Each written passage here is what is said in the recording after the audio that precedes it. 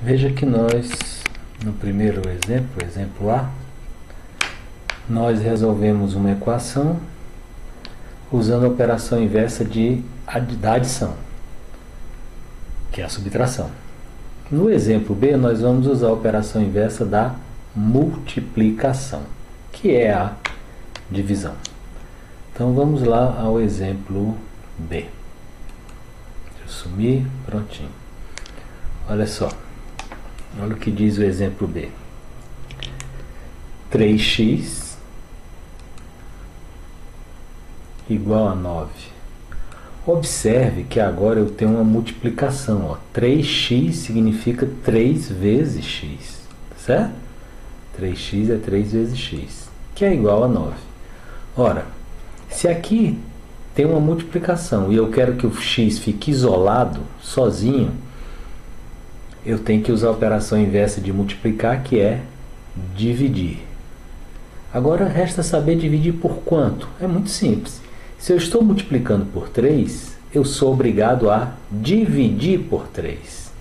Então eu tenho que pegar o 3x e dividir por 3. Aqui eu quero chamar a atenção que o livro mostra um 2, né? 3x dividido por 2. Mas está errado. Aqui no lugar desse 2, que está aqui embaixo, é para ser um 3. Veja aqui que na explicação ele diz corretamente, ó. Dividimos os dois membros da equação por 3.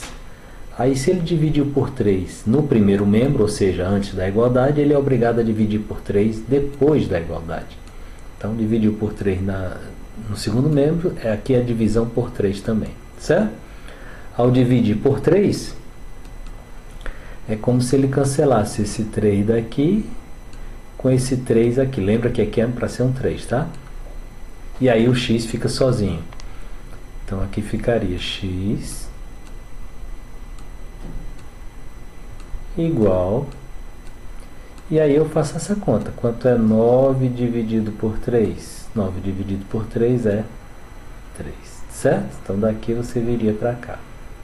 X igual a 3. Simplificadamente, olha lá. É como se eu pegasse esse 3 que está multiplicando x no primeiro membro e jogasse para o segundo membro, só que com a operação inversa. Qual é o inverso de multiplicar? É dividir. Então, quando esse 3 sai daqui, o x fica só. Tá aqui, o x ficou sozinho, ficou 1x, né? Na realidade aqui tem o número 1, tá? 1x. E o 3 que estava multiplicando no primeiro apareceu no segundo membro, só que dividindo, né? Traço de fração e o 3 aqui para baixo. O 9 estava lá, permaneceu. Ora, 1x é a mesma coisa que x. E 9 dividido por 3 é 3. Então, a solução desta equação é que x vale 3.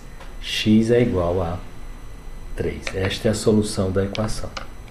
Tranquilo? Não vejo muita dificuldade nisso não, né? Deixa eu só apagar esses símbolos, pronto. Tranquilo? Acho que é bem simples. Então qual é o cuidado que você deve ter? É com a operação, que a operação está sendo utilizada. Se for a adição você tem que usar a inversa, que é a subtração. Se você estiver diante de uma subtração, se a equação apresentar uma subtração, para resolvê-la você vai usar a operação inversa de subtrair, que é adicionar. Se a equação apresenta uma multiplicação, para resolvê-la você vai usar a operação inversa de multiplicar, que é dividir.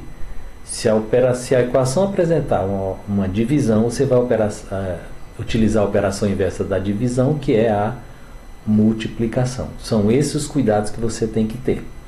Tá certo? No próximo vídeo a gente vai ver mais um exemplo desta situação. Agora nós vamos misturar, né? Na mesma equação vai aparecer adições ou subtrações junto com multiplicações ou divisões. Nesses dois primeiros exemplos, no primeiro exemplo apareceu somente a adição e nós usamos a subtração para resolvê-la.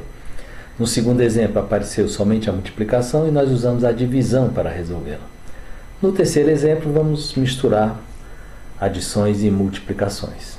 Até lá!